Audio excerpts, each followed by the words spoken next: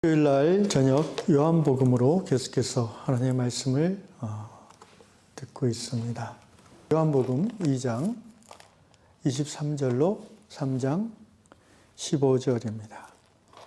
6월절에 예수께서 예루살렘에 계시니 많은 사람이 그의 행하시는 표적을 보고 그의 이름을 믿었으나 예수는 그의 몸을 그들에게 의탁하지 아니하셨으니 이는 친히 모든 사람을 아시며 또 사람에 대하여 누구의 증언도 받으실 필요가 없었으니 이는 그가 친히 사람의 속에 있는 것을 아셨음이니라.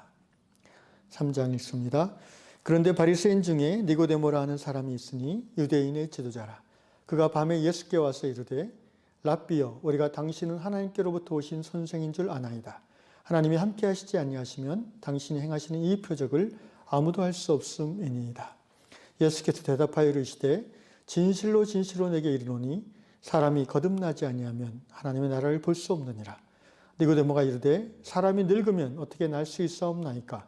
두 번째 모태에 들어갔다가 날 수 있사옵나이까? 예수께서 대답하시되 진실로 진실로 내게 이르노니 사람이 물과 성령으로 나지 아니하면 하나님의 나라에 들어갈 수 없느니라. 육으로 난 것은 육이요 영으로 난 것은 영이니 내가 네게 거듭나야겠다는 말을 놀랍게 여기지 말라. 바람이 임의로 불매 내가 그 소리는 들어도 어디서 와서 어디로 가는지 알지 못하나니 성령으로 난 사람도 다 그러하니라. 니고데모가 대답하여 이르되 어찌 그러한 일이 있을 수 있나이까? 예수께서 그에게 대답하여 이르시되 너는 이스라엘의 선생으로서 이러한 것들을 알지 못하느냐? 진실로 진실로 내게 이르노니 우리는 아는 것을 말하고 본 것을 증언하노라. 그러나 너희가 우리의 증언을 받지 아니하는도다. 내가 땅의 일을 말하여도 너희가 믿지 아니하거든 하물며 하늘의 일을 말하면 어떻게 믿겠느냐? 하늘에서 내려온 자 곧 인자 외에는 하늘에 올라간 자가 없느니라. 모세가 광야에서 뱀을 든 것 같이 인자도 들려야 하리니 이는 그를 믿는 자마다 영생을 얻게 하려 하심이니라. 아멘. 지난주에 이어서 요한복음 2장의 끝부분을 보시면 지난주에는 우리가 예수님 이 말씀 기억나시죠? 너희가 이 성전을 헐라 내가 사흘 만에 일으키리라. 유대교 성전 중심주의 신앙은 지나갔다는 것이죠. 성직자 중심의 제사장 중심의 유대교 신앙으로서는 더 이상 하나님의 뜻을 역사 가운데 펼쳐낼 수 없다는 선언입니다. 예수님 자신이 성전이 되었습니다. 그리고 예수님을 믿고 성령을 마음에 모신 모든 하나님의 자녀들이 성전이 되었습니다. 그래서 예수께서는 새로운 복음의 시대를 선포하셨죠. 이제 2장 끝부분에는 6월절 기간에 성전을 정화하신 예수님이 6월절 기간 계속해서 예루살렘에 머무시는 동안 많은 표적을 행하셨습니다. 성경에 보니까 사람들이 그래서 그의 이름을 믿었다. 표적을 보고 기적을 보고 예수의 이름을 믿은 사람이 많았다라고 했습니다. 그런데 예수는 그의 몸을 그들에게 의탁하지 아니하셨다고 합니다. 무슨 말씀입니까? 예수님이 기적을 일으키죠. 병자를 고치고 또 안진병을 일으키고 하나님의 말씀을 전할 때에 그 예수의 말을 듣고 예수가 정말 메시아다라고 믿은 사람들이 있다는 것입니다. 그리고 그 믿는 사람들 중에는 유력한 사람도 있겠죠. 부자도 있겠고 권력자도 있겠고. 그래서 그런 사람들은 대개 어떻게 합니까? 예수님을 자기 집으로 모시겠죠. 예수님 우리 집에 오셔서 한 번 더 말씀 전해 주십시오. 또는 대접하고 싶겠죠. 그런데 예수님이 아무에게도 그들 중 아무에게도 몸을 의탁하지 아니하셨다고 합니다. 그 이유는 속마음을 다 아셨기 때문이다라고 말씀하고 있습니다. 친히 모든 사람을 아시며 사람의 속에 있는 것을 아셨습니다. 아마도 예수에게 가까이 다가와서 예수를 친하려고 했던 사람들 중에 정말 그 속마음이 순수하고 나다나엘과 같이 정직한 사람이 없었던 것 같습니다. 다른 말로 하면 예수님을 친하게 지내고 예수님과 친하게 지내고 예수님을 믿음으로 물론 예수님이 메시아라는 것에 대한 믿음도 어느 정도 있겠지만 또한 그것을 이용해서 뭔가 자신의 이익을 늘리고 또 자신의 지위를 높이고자 하는 그런 욕망으로 예수님을 따르는 사람들이 많이 있었던 것 같습니다. 예나 지금이나 교회도 그러합니다. 많은 사람들이 교회에 나와서 예배를 드리지만 정말 그 중에 거듭나서 하나님을 아버지라고 고백하며 그 삶 속에서 예수의 삶을 닮고 따라가고자 하는 사람들은 많지가 않은 것 같습니다. 예수님은 그런 사람들, 겉으로는 믿지만 속은 변화되지 않는 사람들, 여전히 하나님을 믿는다면서 자신의 욕망을 위해서 하나님을 이용하려고 하는 그런 비뚤어진 신앙을 가진 사람들에게 예수님은 몸을 의탁하지 않으시겠다는 것입니다. 그들의 속마음을, 그 중심을 예수님은 다 아시기 때문입니다. 지난주일 말씀드린 것처럼 사람의 마음을 사람은 알 수 없지만 하나님은 아십니다. 예수님이 마음과 몸을 의탁하기를 원하는 사람은 누구입니까? 바로 이제 3장에 나오는 니고데모와 같은 사람이라고 생각합니다. 그 마음의 중심에 진리를 향한 순전한 갈망이 있고 또 하나님을 향한 갈급함이 있는 영혼. 주님은 그러한 영혼을 찾으시며 또 그러한 영혼이 가까이 다가오시는 것을 기쁘게 허락하신다고 생각합니다. 자, 3장으로 들어가겠습니다. 오늘 말씀의 주제는 거듭나지 아니하면 이라는 제목으로 도대체 거듭남이 뭔가라는 것을 성경을 통해서 좀 나누고 싶습니다. 많이 들어보셨습니다. 신앙생활 하시면서 거듭남이라는 말을 안 들어보신 분은 없을 겁니다. 근데 이 거듭남이라는 말은 우리가 보통 다른 신앙의 표현을 하면은 구원받음, 회개하고 구원받음 이런 정도로 우리가 이해할 수 있습니다. 오늘 예수께서는 예수 믿고 구원받아 하나님의 자녀된 그 이야기를 이제 거듭남이라는 용어로서 또 다른 관점에서 설명해 주신다는 거죠. 3장 1절에 보니까 오늘 이야기의 시작자로서 니고데모라는 분이 나옵니다. 니고데모는 누군가요? 3장 1절에 보니까 바리새인입니다. 그리고 유대인의 지도자라고 소개하고 있습니다.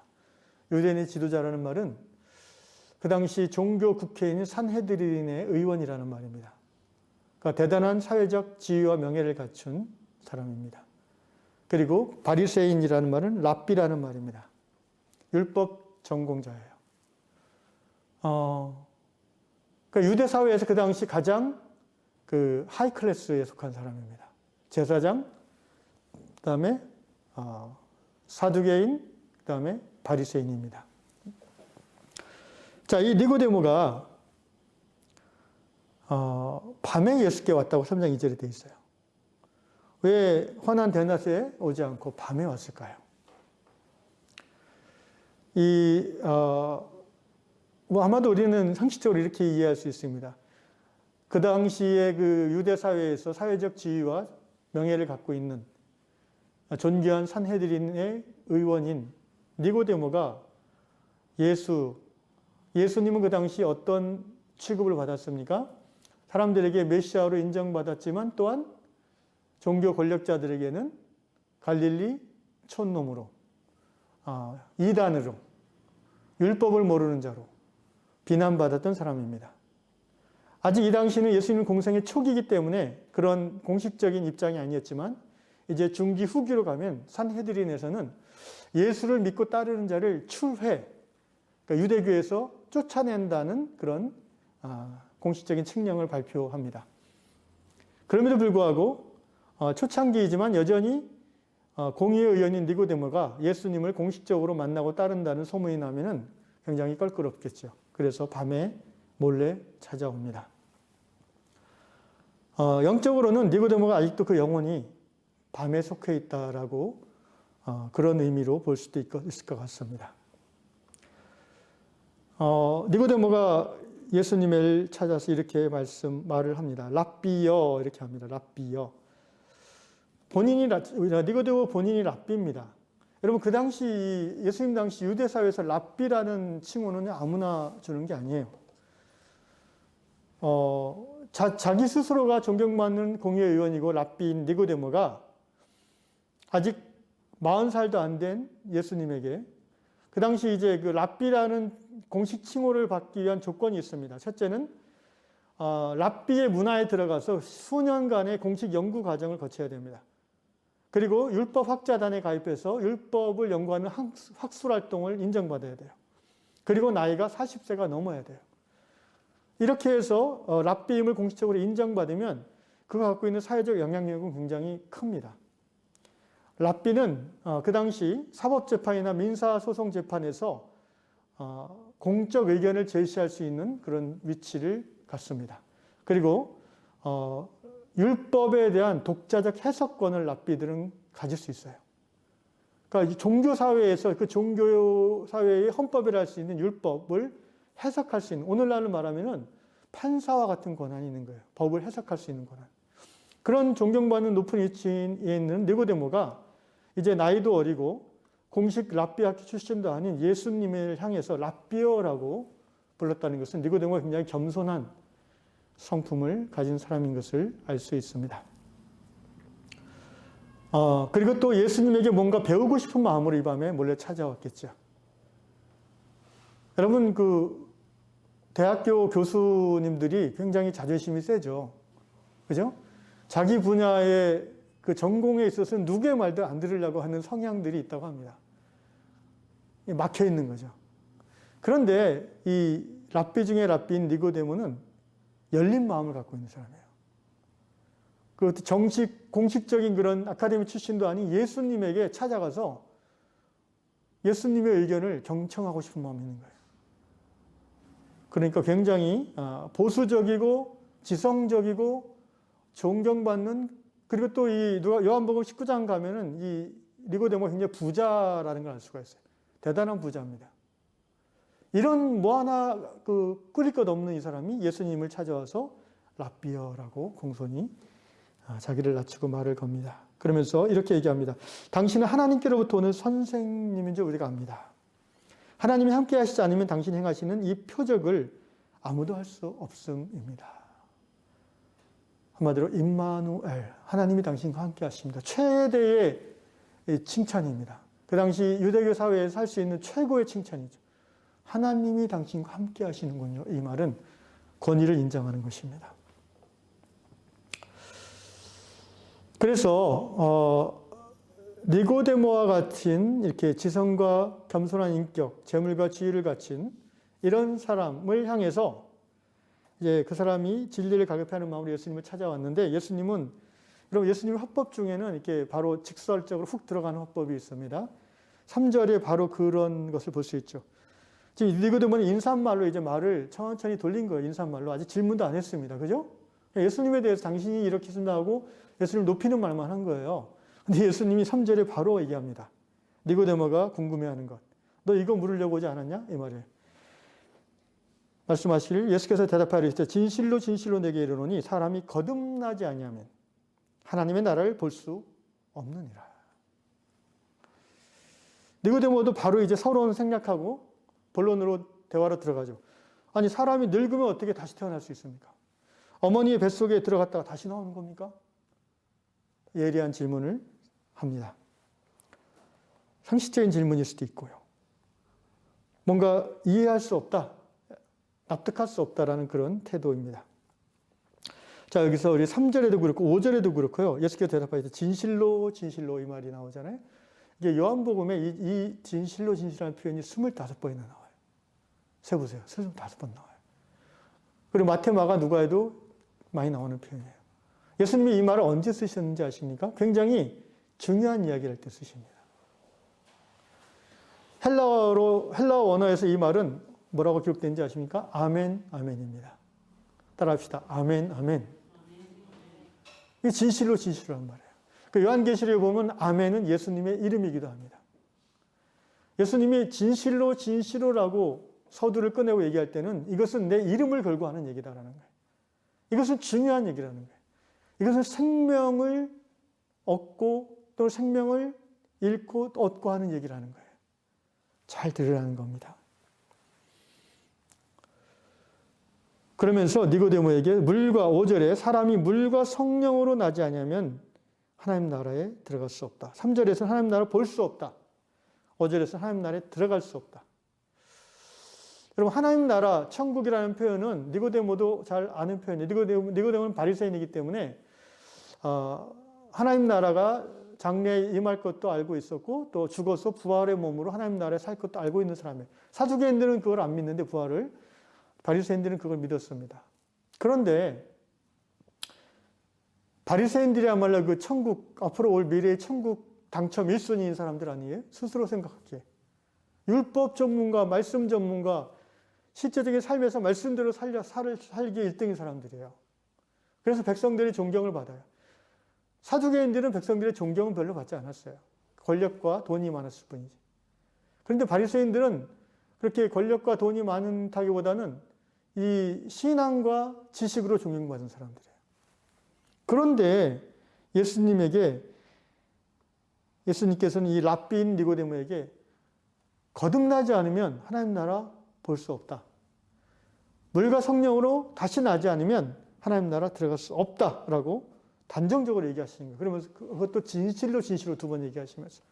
그러니까 니고데모가 굉장히 좀 충격을 받았을 겁니다.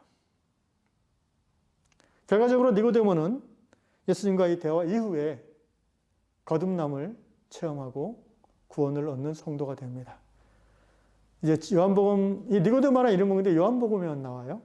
공간복음에 안 나오는 이름인데, 요한복음 7장 가면은 니고데모가 그 공의회 안에서 다른 공의회 의원들이 예수님을 비난하고 예수님을 갈릴리에서 무슨 선한 것이 나겠느냐 이러면서 예수를 거짓 선지자로 몰아서 잡아 죽이려고 할 때에 니고데모가 뭐라 하냐면은 어떻게 사람이 그 말과 행한 것을 직접 보지도 않고 이렇게 너희가 판단할 수 있느냐라고 예수를 변호합니다. 이건 굉장히 놀랍고도 위험한 행동이죠. 왜냐하면 공의 안에서 자신의 숨겨놓은 정체성을 드러내는 거잖아요. 요한복음 19장에 가면은요, 예수님이 십자가 처형당한 직후에 아리마대 요셉이 빌라도에게 가서 예수의 시체를 달라고 그러죠. 아리마대 요셉도 산헤드린 공의회 의원이었어요.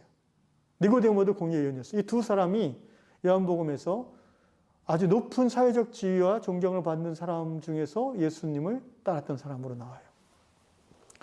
근데 이제 아리마대 요셉은 이 사람도 부자였기 때문에 자기가 쓸 무덤을, 동굴 무덤이죠, 예수님을 위해서 내줬어요. 그래서 시체를 그 동굴 무덤에 갖고 가서 장사를 지냈죠. 그때 요한복음 19장에 보면은 니고데모가 어떻게 했냐면은 그 유향과 모략, 그러니까 향품, 장례에 필요한 향품이죠. 모략은 방부제고요. 시체가 더 썩지 않게 하는 방부제고, 침향은 뭡니까? 방취제예요. 시체의 냄새를 중화시켜주는 거죠. 니고데모가 요한복음 19장에 보면 그 유향과 모략과 침향을 100근을 가져왔대요. 100근. 그럼 100근이면은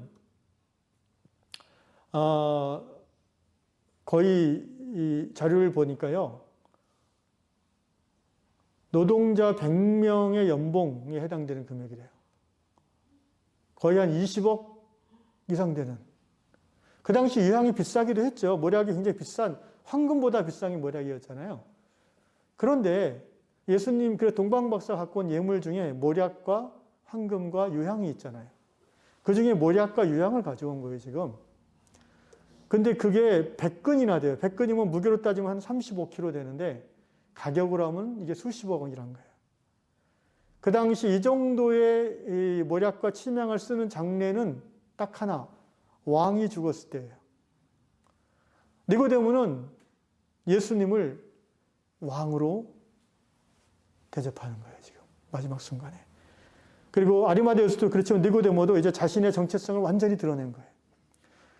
어제까지 예수님은 그 하나님 나라 운동을 했잖아요. 그리고 오늘 잡아서 처형을 당했어요. 로마의 권력과 유대교의 권력이 결탁해서 예수를 처형시켰어요. 어떻게 보면 로마 권력에 반역의 수괴고 유대교 권력자들을 대항하는 반역의 수괴예요. 그런데 그 수괴의 시체를 가져가겠다? 그건 뭐예요? 나는 이 예수를 따르는 자라는 그 행동으로 증거하는 거잖아요. 거듭나지 아니하면 이렇게 할 수 없다는 거죠. 그래서 니고데모는 거듭난 성도이다, 이렇게 볼 수가 있겠습니다. 그러면서 이제 한 가지 오늘 말씀 설명하면서 여기까지 질문을 하려고 하는데 첫 번째 질문은 그럼 거듭남은 누구를 위한 것인가?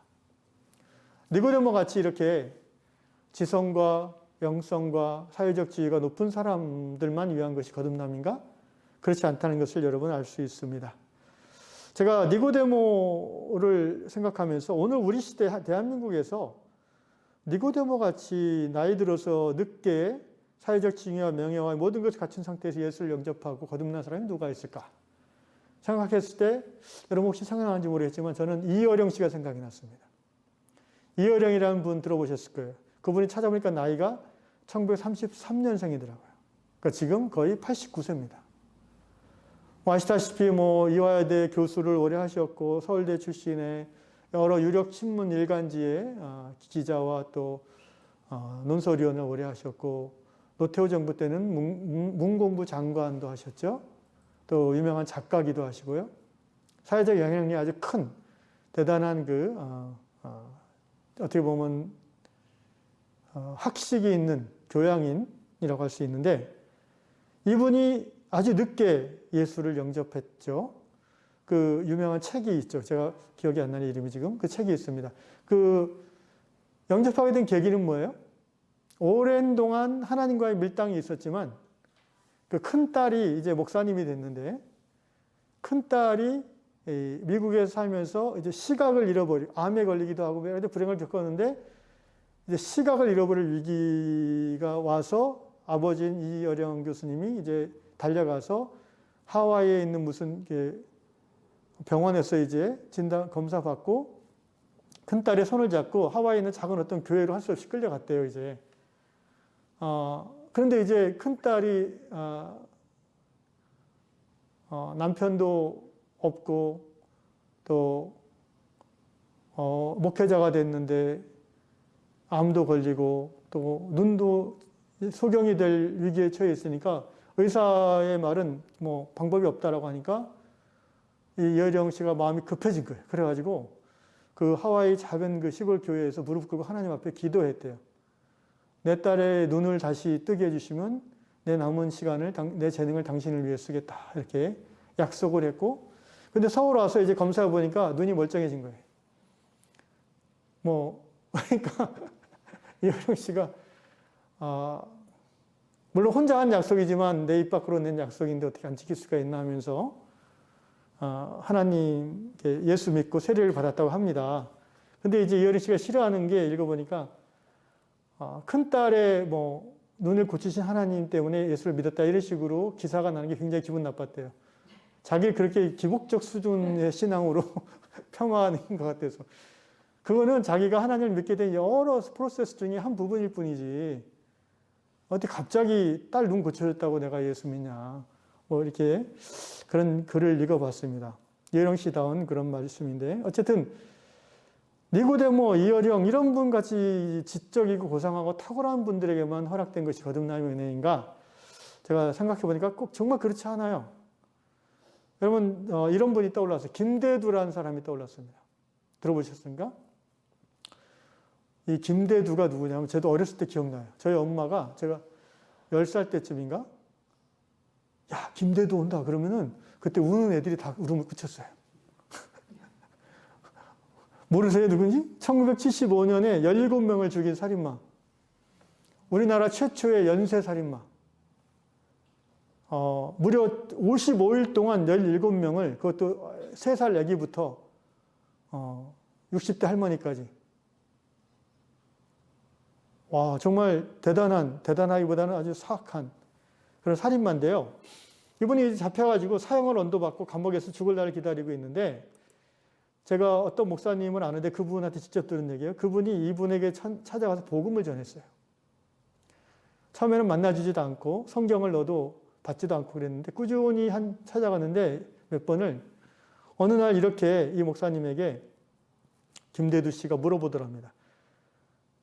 나같이 피가 더러운 사람도 예수 믿을 수 있나요? 이렇게 물어보더래요. 그래서 목사님이 너무나 감격해서 당신같이 피가 더러운 사람을 위해서 예수님이 십자가에 달려 죽었다고 대답을 해주니까 그때부터 김대두 씨가 진지하게 성경을 받고 읽기 시작하더래요. 그러면서 이제 그해 1975년에 잡혀가지고 그해 12월 28일 날 사형을 당했는데 그 한 두세 달 갇혀 있는 동안에 예수를 영접하고 하루 종일 성경만 읽더래요. 영접한 다음에는. 그러더니 점점 얼굴의 표정이 그 살기 어린 표정에서 온화한 표정으로 바뀌더니 마지막 처형당하는 날에 그 처형을 지켜본 국선 변호사의 이야기에 따르면 마지막 처형 순간에 김대두 씨는 자기가 살해한 피해자들을 위해서 기도했다고 합니다. 그리고는 웃는 얼굴로 사형을 받았다고 합니다. 여러분 놀랍지 않습니까? 말이 살인범이지 17명 그것도 3살짜리 아기를 죽인 도저히 인간으로 상상할 수 없는 사이코패스도 이만저만한 사이코패스가 아닌데 그런데 하나님의 가슴은요 이런 극악한 죄인까지도 품어주신다는 거예요. 김대두는 우리가 천국 가서 봐야 알겠지만 적어도 드러난 정황으로 보면은 예수 믿고 거듭나서 하나님의 자녀가 되었다고 저는 생각합니다. 그렇지 않으면 이게 기도할 수가 없어요. 이런 사람이. 이런 사람이 마지막 죽기 직전에 발악하고 욕을 하고 저주를 하면 했지 자기가 피해를 준 그 사람을 위해서 기도한다? 이거는 정말 그 예수 믿고 그 영혼이 변화되지 않으면 설명될 수 없는 일이에요. 그리고 단도 처형하기 직전에 웃으면서 처형을 당한다? 이것은 자기가 죽은 후에 어떻게 될지에 대한 믿음의 확신이 있는 사람만이 나올 수 있는 웃음이란 겁니다. 미소라는 거죠. 그렇습니다. 거듭난다는 것은 누구를 위한 것인가? 지성이 높든 낮든, 신분이 귀하든 천하든, 부자든 가난하든, 인격이 고상하든 천박하든, 윤리도덕적으로 수준이 높든 낮든 상관없습니다. 거듭난다는 것은 전적인 하나님의 은혜로 주어지는 선물이라는 것입니다. 아멘. 니고데모든 이어령이든 김대두든 누구를 막론하고 오직 성령으로 거듭나는 자만이 하나님의 나라를 볼 수 있고 하나님 나라를 들어갈 수 있는 줄로 믿습니다. 두 번째 질문해 봅니다. 그럼 도대체 거듭남은 어디서 오는 것인가? 거듭남은 어떤 이유로 우리에게 주어지는 것인가? 말씀드린 것처럼 니고데모가 거듭나지 않으면 하나님 나라를 볼 수 없다는 예수의 말을 들었을 때 굉장히 놀랐을 겁니다. 니고데모는 그 당시 이 바리새인들은 먼 미래에 하나님의 나라가 임할 거라고 믿었어요. 그런데 그 당시 이제 헬라 시대잖아요. 그리스 역사와 철학과 문화가 세계를 그 지역을 다스리던 시대인데 헬라 철학에서 역사는 반복, 순환, 재생된다고 믿습니다. 그러니까 역사가 일직선으로 쭉 가서 끝나는 게 아니라 헬라 철학의 역사관은 계속해서 순환과 재생이에요. 원형적이죠. 그래서 헬라 철학에서는 시간의 시작과 끝을 부정해요. 계속 돌고 돈다고 생각해요. 여기서부터 이제 유물론이 나왔고 인본주의적인 그런 가치관들이 나오기 시작하는데 예를 들면 헬라 사람들은 그 당시 철학자는 이렇게 생각합니다. 산불이 났다. 많은 생명들이 다치고 죽었다. 근데 그게 끝이 아니라는 거예요. 그 산불을 통해서 더 많은 생명들이 이제 싹이 나고 나무들이 자라나고 또 동물들이 생겨날 것이라는 거예요. 그래서 새로운 생명이 더 왕성하게 시작된다.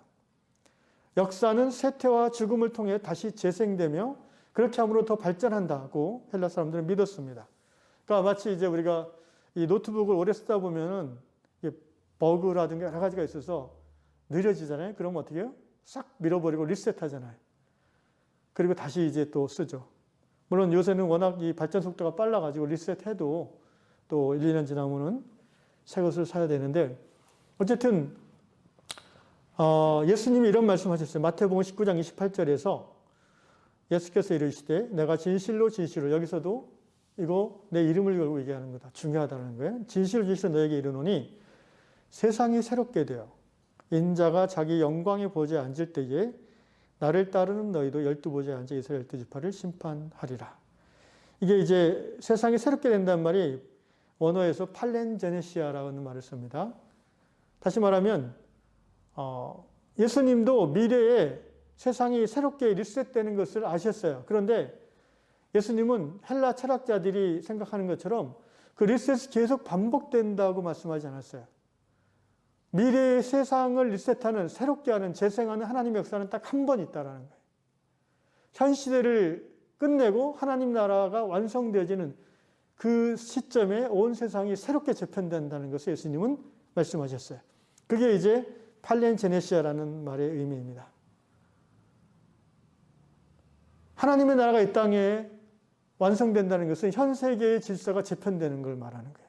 하나님의 능력이 그렇게 하신다는 거죠. 여러분, 하나님 나라가 요한계시록에 보면 어떻게 나옵니까? 더 이상 눈물이 없고 고통이 없고 온전한 행복이 있는 세상이죠. 그 나라를 이루는 능력이 바로 하나님의 능력이지요. 예수님은 인자가 영광의 보좌에 앉을 때, 곧 세상 마지막 때에 온 세상이 새롭게 재편될 거라는, 그러나 단 한 번 그렇게 될 거라는 말씀을 하십니다. 여러분, 거듭남이 어디서 옵니까? 거듭남은 그 세상을 새롭게 하는, 모든 죄와 사망을 이기고 세상을 하나님의 사랑과 은총 가운데 새롭게 하는 그 미래에 임할 하나님 나라의 능력이 오늘 현실 가운데 내게 들어오는 것이 바로 거듭남입니다. 거듭난다는 것은 지금 현 시대의 어떤 인간의 능력이 아니라 만물을 새롭게 하시는 하나님의 창조의 능력이 이 시간에 그 사람에게 임하는 거예요. 여러분, 거듭난다는 것을 가볍게 여기면 안 됩니다. 거듭나지 않으면 천국 백성 될 수 없고, 거듭나지 않은 사람은 구원받지 못하는 거예요. 이 거듭나게 하시는 능력은 하나님 나라를 완성하시는 미래의 이 온 역사를 새롭게 하시는 그 하나님의 능력이 시간을 거슬러 우리에게 임하는 것입니다. 디도서 3장 5절에도 사도 바울이 이렇게 설명합니다. 우리를 구원하시되 우리가 행한 바 의로운 행위로 말미암지 아니하고 오직 그의 긍휼하심을 따라 중생의 시승과 성령의 새롭게 하심, 이게 바로 팔렌제네시아라는 말이죠. 성령의 새롭게 하심을 하셨다라고. 미래의 온 세상을 새롭게 재편하실 그 하나님의 능력, 새롭게 하신 능력이 바로 오늘 우리 삶 가운데에 임하셔서 우리를 새롭게 했다는 겁니다. 거듭남은 미래의 세상을 새롭게 한 하나님 나라의 능력이 나의 삶 가운데에 드러난 것입니다. 세 번째로 이 거듭남에 대해서 우리가 이렇게 한번 질문해 보고 싶습니다. 그럼 거듭남은 도대체 뭐가 달라지냐? 많은 분들이 이 부분을 제일 궁금해하는 것 같습니다. 특별히 거듭남의 확신이 없는, 그러면서 교회를 나오는 성도님들이 많고요. 또 거듭남과 같은데 가끔 이상한 말과 행동을 해서 자기 스스로 회의에 빠지는 그런 성도들도 많이 있죠. 제가 오카노 목사님 옛날에 설교 젊었을 때 제가 들었을 때 기억나는 게 있습니다. 오 목사님이 제자훈련을 통해서 한국교회에 새로운 바람을 일으키는 1990년대였는데 이런 말씀 설교 중에 하시더라고요. 한국교회 거듭난 성도의 비율이 얼마나 될 것 같습니까? 이렇게 질문하시면서 평균 10%랍니다. 10%. 그러니까 거듭난 성도, 교회에 100명 앉아있으면 그 중에 10명만 거듭났다는 거예요. 그러면서 하시는 말씀, 우리 사랑의 교회는 20%입니다. 이러더라고요. 제자훈련 이제 강조하시는 거죠. 뭐 10%든 20%든. 근데 여러분, 이거 심각한 말이에요. 나는 어렸을 때부터 교회 다녔는데요. 나는 할아버지 때부터 믿었는데요.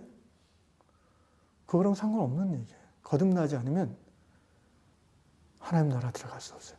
나는 정말 봉사를 많이 했는데요. 나는 정말 공부를 많이 해서 내가 교수, 박사가 2개인데요. 상관없는 거예요. 반대로, 저는 해놓은 게 하나도 없어요. 저는 대한민국 20에서 살아가면서 집 한 칸도 마련 못했어요. 상관없는 거예요. 말씀드렸죠. 거듭난다는 것은 누구에게나 주신 하나님의 선물이고, 또 거듭난다는 것은 하나님 나라 백성이 될 수 있는 유일한 길이라는 겁니다. 그래서 거듭난다는 것을 이제 니고데모는 오늘 본문에서 보면 이해를 못합니다. 계속해서. 아까 말씀드린 것처럼 4절에서 늙으면 어떻게 다시 태어납니까? 이렇게 질문하잖아요. 그러면서 예수님이 설명을 합니다. 물과 성령으로 나지 않으면. 물과 성령으로란 말은 이제 에스겔서 36장의 내용을 예수님이 염두에 두고 설명하시는 거라고 생각합니다. 에스겔서 36장에 보면 물로 씻어 정결하게 하고 36장 25절 에스겔서 맑은 물을 너에게 뿌려서 너희를 정결하게 하되 36장 26절 또 새 영을 너희 속에 두고 새 마음을 너에게 주되 너희 육신에서 굳은 마음을 제거하고 부드러운 마음을 줄 것이며 27절 또 내 영을 너희 속에 두어 너희로 내 율례를 행하게 하리니 너희가 내 규례를 지켜 행할지라. 하나님은 에스겔 선지자를 통해서 예수님 모시기 이미 500여 년 전에 이렇게 예언하셨습니다. 너희 속에 맑은 물을 너희에게 뿌려서 정결하게 하겠다. 그리고 새 영을 너희 속에 두어서 너희에게 새 마음을 주겠다. 너희 안에 딱딱한 마음, 그거를 내가 제거하고 부드러운 마음 주겠다. 그래서 너희 또 내 영을, 그러니까 너희 영을 새롭게 하는데 그와 더불어서 하나님의 영을 너희 속에 두어서 너희로 하나님의 말씀을 기쁨으로 행하도록 하겠다라는 거예요. 여러분, 이게 바로 오늘 예수님이 요한복음에서 말씀하시는 거듭남의 내용입니다. 거듭난다는 것은요, 한마디로 얘기하면 내 영이 살아나는 거예요. 그럼 내 영이 그동안 죽어 있었나요? 예, 거의 죽어 있었죠. 왜? 죄 때문에. 영은 하나님의 영과 연결되어질 때 살 수 있어요. 생명의 영이신 하나님의 영이 우리의 영과 교제할 때, 교통할 때 우리의 영이 살아날 수 있는데 죄로 말미암아 하나님과 관계가 단절됐기 때문에 우리의 영은 하나님의 영과 연결이 안 되는 거예요. 그래서 지난주에 말씀드린 것처럼 우리의 영이 무의식 깊은 곳에 이제 파묻혀 있는 거예요. 대신에 타락한 의지와 지성과 감성, 혼이 인간 역사를 주도해 나가는 거죠. 그래서 혼의 역사라고 말씀드렸습니다. 그런데 거듭난다는 것은 뭐냐? 예수를 믿고 십자가 대속의 죽으심을 믿고 죄사함 받아 부활의 능력으로 죄와 유혹을 이길 수 있는 힘을 얻는 거예요. 그래서 우리의 영, 그 죄가 없어지니까, 죄의 문제 해결되니까, 죄 허물이 해결되어지니까 어떻게 됩니까? 하나님과 관계가 열리고 하나님의 영이 우리 영으로 오시는 거예요. 우리 마음에 하나님의 영이 임하시는 거예요. 그게 거듭남의 시작입니다. 우리 마음에 생명이신 하나님의 영이, 그리스도의 영이 임하면 어떻게 됩니까? 무기력해 있던 우리의 영이 그 하나님의 영과 연결되면서 살아나는 거예요. 이게 영이 살아난다는 거예요. 이게 거듭나는 겁니다. 로마서 8장 9절 만일 너희 속에 하나님의 영이 거하시면 너희가 육신에 있지 아니하고 영에 있나니 누구든지 그리스도의 영이 없으면 그리스도의 사람이 아니라. 성령이 우리 안에 내주하심으로 살아난 우리의 영, 그 영이 혼을 다스리고 혼이 육을 다스리면서 우리가 더 이상 육신에 있지 않게 된다는 거예요. 하나님의 말씀, 생명의 말씀을 자원하여 기쁨으로 행할 수 있게 되어진다는 것입니다. 그게 거듭남이죠. 그래서 거듭나게 되면 두 가지가 변하는데 몇 가지 더 얘기할 수 있지만 어쨌든 크게 보면 두 가지가 변해요. 하나는 거듭난 성도는 감각이 변화돼요. 감각이. 영적 감각이 생겨나요. 이전에는 거듭나지 않았을 때는 설교를 들으면 졸려요. 그리고 성경을 읽어도 그냥 머리로는 이해하는데 이게 가슴으로 잘 안 내려가요. 그런데 거듭나게 되면 어떻게 되는지 아세요? 영의 눈이 열려요. 영의 귀가 열려요. 영적 감각이 형성돼요. 맨날 듣던 말씀인데 그날따라 이 말씀이 놀랍게 들려요. 할렐루야. 새로워져요. 제가 28살 때 그랬어요. 그게 정확히 거듭남의 경험인지는 모르겠는데 어쨌든 지난번 말씀드린 마태복음 6장 33절 먼저 그 나라 그 의를 구하라 이 말씀이 평소에 외우던 말씀인데도 그날따라 새롭게 들렸어요. 놀라운 말씀으로 제 가슴에 들어왔어요. 그래서 그 말씀에 제 삶을 드렸어요. 그것이 제 삶의 터닝 포인트였다고 저는 생각합니다. 거듭난 성도는 감각이 새로워집니다. 영으로 기록된 하나님의 말씀이 눈에 들어오기 시작하고요. 영적인 일을 말할 때 잘 이해가 안 가고 재미없고 관심 없었던 사람이 어느 순간부터 영적인 일, 하나님 나라의 일을 얘기하면 귀가 쫑긋해져요. 이거는 놀라운 변화입니다. 그 자체가 사람으로 할 수 있는 변화가 아니에요. 미래 하나님 나라를 새롭게 완성시키는 하나님의 능력이 임할 때에 나타날 수 있는 변화라고 저는 생각합니다. 어거스틴은 이 거듭난 사람의 변화를 이렇게 표현하더라고요. 어거스틴은 마음속 사랑의 우선순위가 바뀌게 된다 이렇게 표현하더라고요. 거듭난 성도는 거듭나지 않은 성도랑 구별되는 게 뭐냐면은 거듭나지 않은 성도들은 또는 거듭난 이게 신학적으로는 정확한 표현은 될 수 없겠지만 거듭나지 않은 성도 또는 거듭나자마자 정체되어 있는 성도 뭐 그렇게 표현할 수도 있을 것 같은데 어쨌든 이런 사람들은 하나님이 당신을 사랑합니까? 예, 하나님이 저를 사랑합니다라고 얘기해요. 하나님이 나를 사랑하고 나도 하나님을 사랑합니다라고 고백해요. 그런데 가끔 세상을 살아가면서 이 고백과 상관없는 말과 행동이 나와요. 무슨 말이냐면은 하나님을 사랑한다고 하면서 가끔 하나님보다 더 사랑하는 게 많아져요. 여러분, 우리 삶을 이렇게 이끌어가는 힘이 어디서 나옵니까? 주로 이제 직장의 연봉에서 우리 삶을 이끌어가는 힘이 나오지 않아요? 회사 옮길 때 뭐 보고 옮기세요? 예, 뭐 여러 가지 보지만 연봉 높은 데로 가죠. 우리 삶을 이끌어가는 힘, 남자는 예쁜 여자, 여자는 멋진 남자 이렇게 거기서 나오는 거 아니에요? 이 로맨틱한 연애, 그게 우리 삶을 이끌어가요.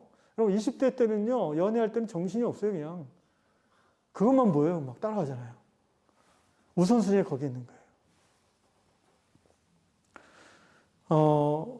다른 사람의 인정과 칭찬받는 이런 거, 열심히 일하면서 막 칭찬받고 인정받고 이러면은 그게 삶의 원동력이 되는 거예요. 거듭나지 않은 사람들 또는 거듭났음에도 불구하고 정체되어 있는 사람들은 하나님을 사랑하고 예배를 드리고 신앙생활을 하는데 가끔 헷가닥해요. 이게 이제 사랑의 우선순위가 바뀐다는 거죠. 어거스틴은 그걸 이렇게 표현한 거예요. 진정으로 거듭난 사람은 사랑의 우선순위가 바뀌지 않는다. 하나님이 그 삶의 first를 차지하는 거죠.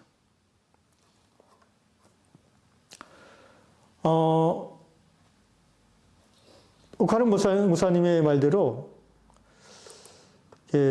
거듭나지 않고도 신앙생활 평생 할 수도 있고요. 거듭난 것 같은데 가끔 이상한 행동하면서도 목사, 장로, 권사, 집사 다 할 수도 있습니다.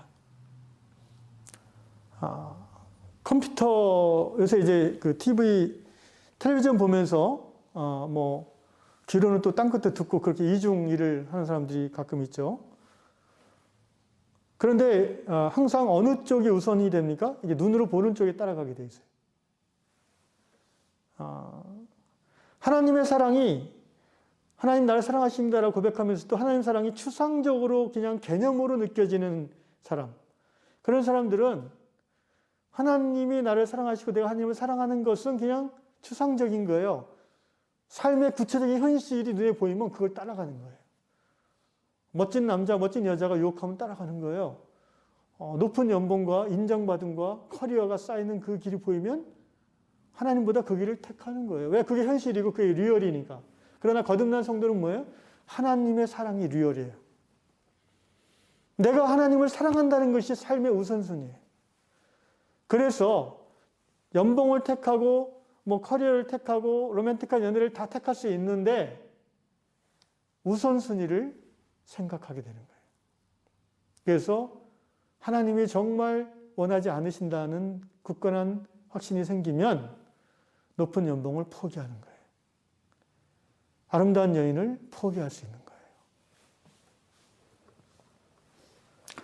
예수 믿고 거듭나면 영적 감각이 새로워집니다. 변화가 일어나는 거예요. 두 번째로 예수 믿고 거듭나면 뭐가 새로워지냐면은 정체성이 새로워집니다. 여러분, 거듭난다는 것은 신분의 변화를 말하죠.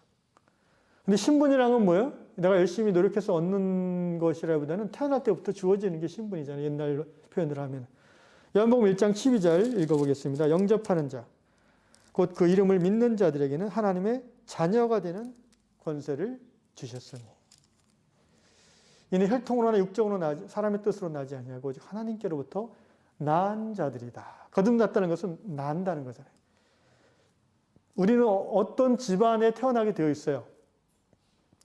엄마 아빠 없이 태어난 사람은 없어요. 엄마 아빠를 어렸을 때 잃어버린 경우는 있어도 적어도 각계한 아빠와 낳은 엄마는 있어요. 그래서 거듭난다는 것은 굉장히 신분과 연관이 되는 겁니다. 거듭난 성도는 영적 신분이 완전히 바뀌는 거예요. 예수를 믿고 거듭나서 신분이 바뀌었는데 그 신분은 뭐예요, 그럼? 나의 정체성은 뭐냐? 나는 이 준비이기 전에 나는 하나님의 사랑받는 아들인 거예요. 나는 목사이기 전에 나는 하나님의 사랑받는 자녀인 거예요. 이게 나의 정체성이에요. 목사가 나의 정체성이 되면은 내가 목회를 잘할 때는 내가 소중한 것처럼 느껴지고 대단한 것처럼 느껴지는데 목회를 잘 못할 때는 어떻게 돼요? 나는 별거 아니구나. 나는 뭐 부족한 사람, 우울해져요. 여러분 예수 믿고 거듭났음에도 우울증에 빠져서 세상 사람들 우울해하는 거 다 같이 우울해하고 세상 사람들 부러워하는 거 다 같이 부러워하고 이러면은 분명히 돌아봐야 돼요. 내가 정말 거듭난 성도로서의 정체성을 갖고 있나 돌아봐야 됩니다. 어떤 자매가 있었습니다. 이 자매는 어린 시절 굉장히 보수적인 교회를 다녔어요. 그래서 윤리도덕적으로 아주 수준 높게 살았어요.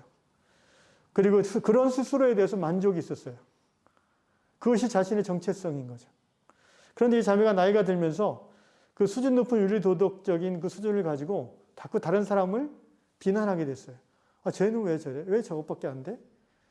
그 탁월한 윤리도덕의식이 자기 의로 변질되는데 오래 걸리지 않아요. 늘 지적하고 늘 비판하니까 이 사람이 친구가 있겠어요? 없겠어요? 친구도 없어졌죠. 그래서 외롭고 우울하고 무가치하며 힘들어하다가 어떤 남자를 만났대요. 이 남자가 너무너무 자기를 아껴주고 사랑하니까 다시 자기 가치감이 살아났어요. 나는 소중한 사람이구나. 그래서 한참 연애할 때는 굉장히 행복했어요. 그런데 그게 오래 갑니까? 남자가 또 사랑이 식어서 떠났어요. 그러자 이 여인은 나는 무가치하다. 또 우울함에 빠졌어요. 친구가 찾아와서 조언을 합니다. 야, 너도 너의 전문성을 가져야 돼. 직업을 가져야 돼. 그래서 공부를 다시 열심히 해가지고 좋은 직장에 들어갔어요. 커리어를 인정받았어요. 승진을 하기 시작했어요. 사람들이 막 일 잘한다. 대단하다. 그러자 이 자매가 또 행복해졌습니다. 왜? 자기 가치감이 생기니까요. 느껴지니까. 나는 탁월한 직장인 뭐 이렇게. 그런데 그게 끝까지 갑니까? 어느 날부터가 승진해서 누락되는 거예요. 자꾸 남자들에게 주지는 거예요. 그리고 직장 생활하면서 얻은 애인도 또 이제 시들해지는 거예요. 다시 우울해졌습니다. 괴로워졌습니다.